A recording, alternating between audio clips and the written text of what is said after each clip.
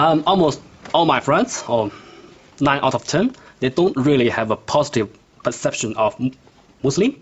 Do you think or do you agree this is a common perception in our society? It is a common perception, and I think there have been studies that suggest that there is a negative perception about Muslims in society, all those sort of things. It's just the Muslims' turn now.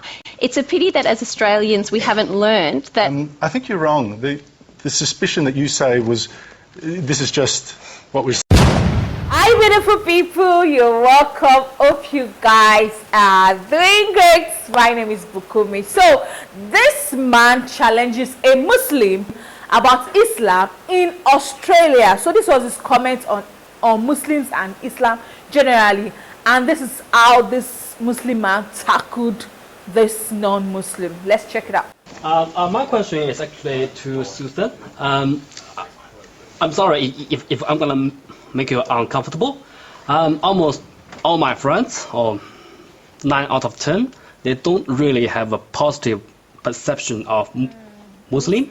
It's always linked to hatred or violence in the Middle East, or discrimination against women or other religions. And I know this is not right, but I suppose my question is, because my friends come from all kind of background, race, age, or even religions, but for some reason they have very similar perception about that. So I suppose my question is, do you think or do you agree this is a common perception in our society? I think it is a common perception, and I think there have been studies that suggest that there is a negative perception about Muslims in society, and that's something that we have to work on as a collective. I don't think it's the sole responsibility of Muslims in Australia or non-Muslims.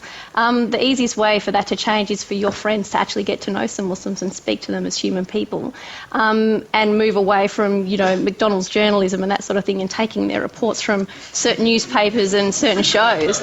And when that happens, and they actually speak to their Muslim neighbour over the fence, or the Muslim guy that works in the milk bar, and realise actually you're just normal people like us. We need to keep in mind Muslims are not the first people to be seen like this. It's actually happened in waves. If we take Australia as the example, for a while it was this cultural community that was, demonised. The Italians, the Greeks, then it was the Vietnamese. Oh my gosh, they're all in a drug triad and they're all out to kill us and all those sort of things. It's just the Muslims' turn now.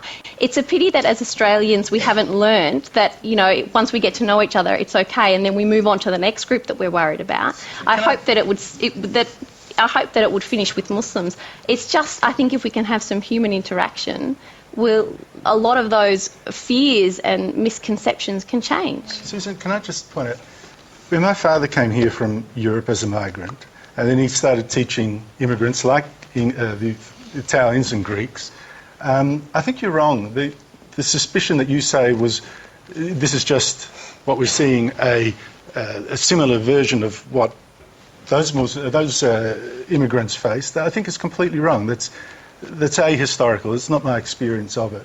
I'd also point out there are in fact more Buddhists in Australia than there are Muslims, and we don't hear anything about that. We don't invite Buddhists onto this panel, or Tony doesn't invite Buddhists onto this panel to explain. He's invited you and your husband and, you know, Miss Australia and people like that, but he doesn't do it with Buddhists. There's specifically something in the community itself as well.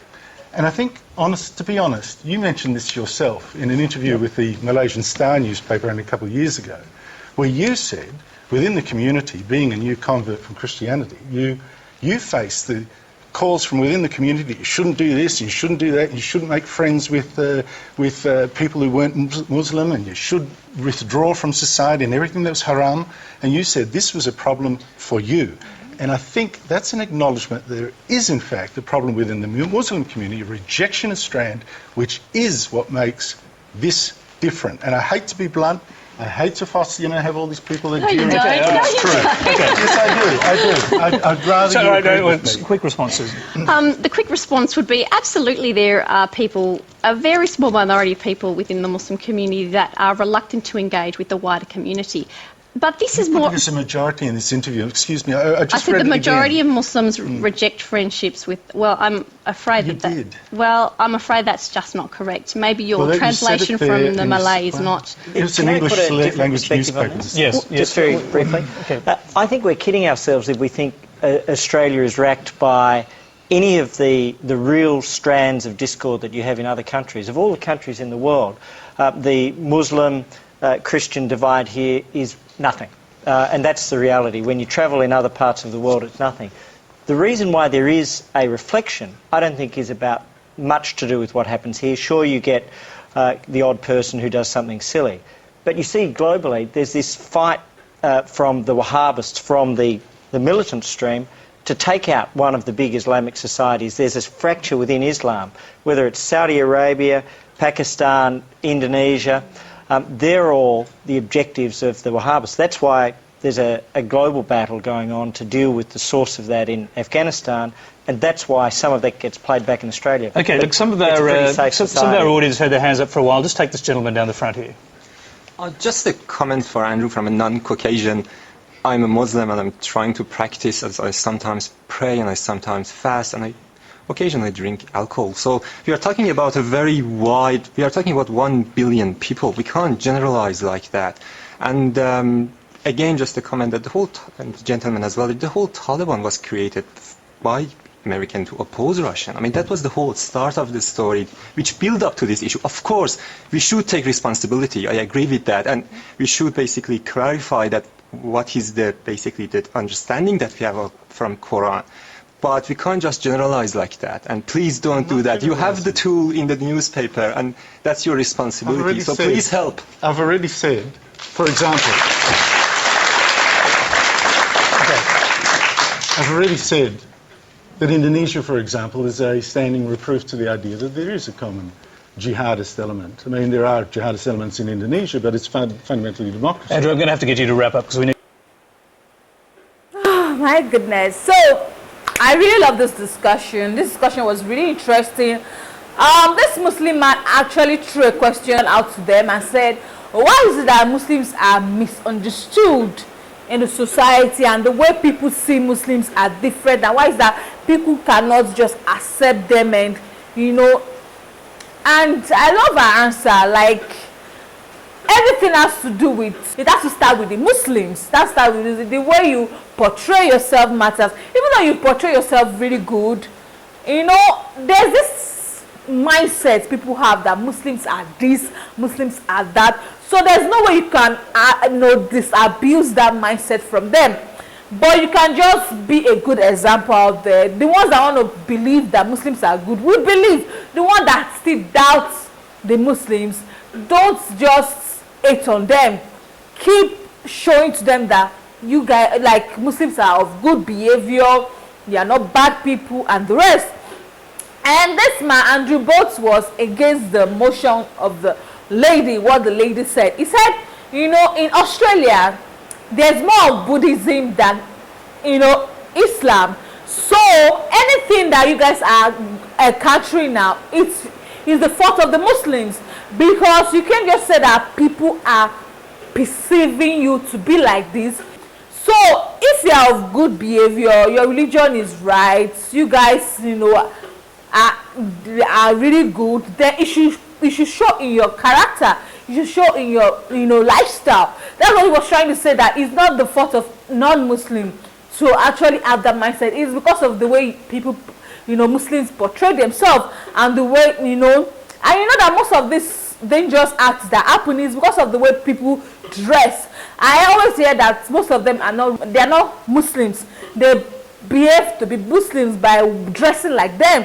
So if somebody dressed like a Muslim and is not really a Muslim, but we know, as a non-Muslim, we know that this is how the Muslims dress. This is how they dress and everything. We know their conduct. So if we see somebody, behaving in a very bad act, evil act, and is dressed like a Muslim, definitely people will perceive it to be a Muslim. They will perceive that person to be a Muslim. They will generalize. They will just conclude on it because that's the way they dress. You get it? But I just love the way they tackle the man and letting me understand that no, it's not all about what you mean by that. Like, it's beyond what we are all thinking, that there are good Muslims out there. But as a Muslim, you need to, it's the media that is portraying the Muslim in a bad light. So she's trying to say that. And one of the audience said something that he's a Muslim and he drinks alcohol. One thing I love about that statement is the fact that he never hide his true personality. Some Muslims, most Muslims I always hear about, will say, we don't do this, we don't do that, we don't do that, we don't do that.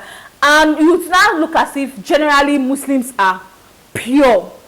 When I mean pure, that is, they don't drink, they don't party, they don't. But this guy admitted it that, yes, I drink alcohol and I'm a Muslim.